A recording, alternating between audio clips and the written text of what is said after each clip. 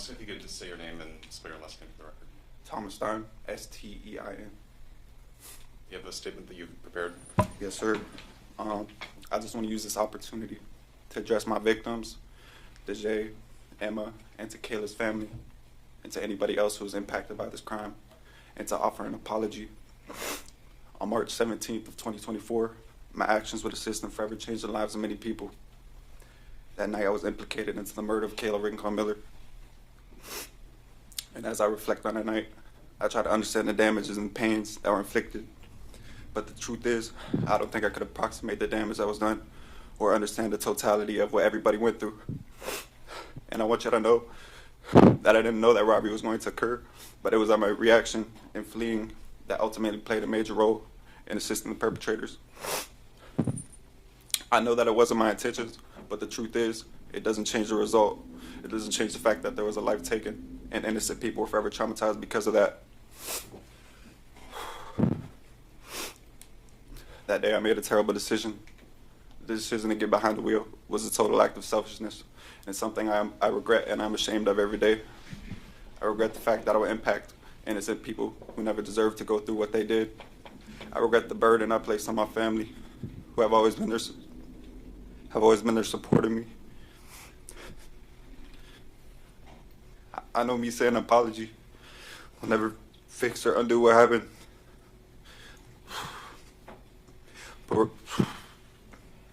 regardless of that, I want to apologize for my actions that night and to say sorry for what you guys been through and what you can continue to go through because of that.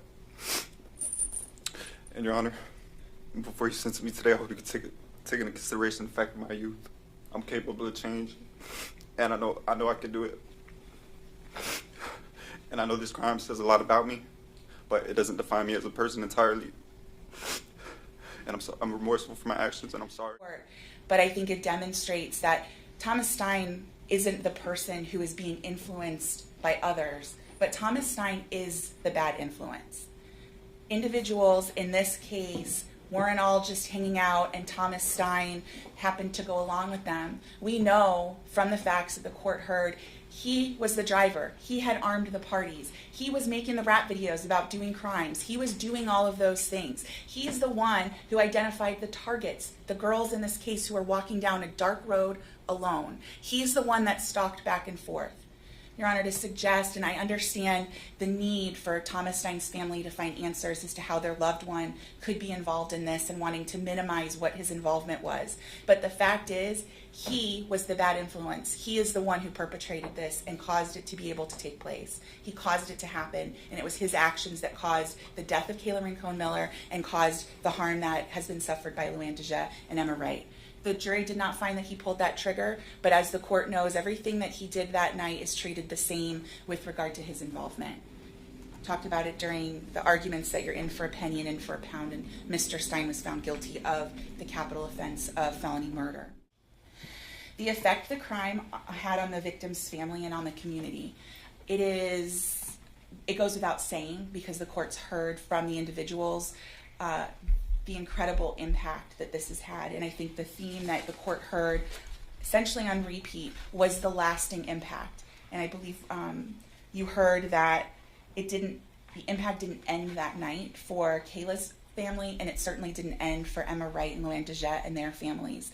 This has been a continuing experience for them, and as Ms. Dejay said, it's something that she will experience for the rest of her life, the loss of her friend Kayla, as well as the trauma associated with being the victim of a robbery and attempted robbery that night. You heard a lot about who Kayla Rincon Miller was, and that loss from this community is tremendous. I'm going to skip here. One of the subsection G is the effect, if any, of the familial pressure or peer pressure on the defendant's actions. Again, Jessica Stein is talking about how her son was influenced. We learned through trial that the defendant was hanging out at his own home, playing with guns, making videos, smoking weed. His own statement during trial is that he was selling drugs and apparently guns on the internet illegally. This is not someone who was the subject of peer pressure, and I'd ask the court to consider that very, very strongly. The state's asking the court to give the defendant the full sentence that accounts for the loss of Caleb and Cone Miller and the trauma suffered by Emma Wright and Luann DeJet, as well as their families. Give the defendant the full sentence that accounts for those losses. And at the 15-year review, the defendant will certainly get the opportunity to demonstrate that as a juvenile at 16, when he was involved in the commission of these offenses, that he has become a changed person because of it. The length of this sentence matters for today, and the state's asking that you do impose a life sentence considering all of those factors. Again, the state would suggest that if the court imposes anything over 15 years, you have to have a written order and findings saying that he's entitled to that review. As to count 1, the first-degree felony murder, there is a 3-year minimum mandatory that's required because of the finding of actual possession of a firearm. So that is the minimum mandatory associated with count 1. And there's a 3-year minimum mandatory associated with each count because the jury found that the defendant did actually possess a firearm during the commission of the offense.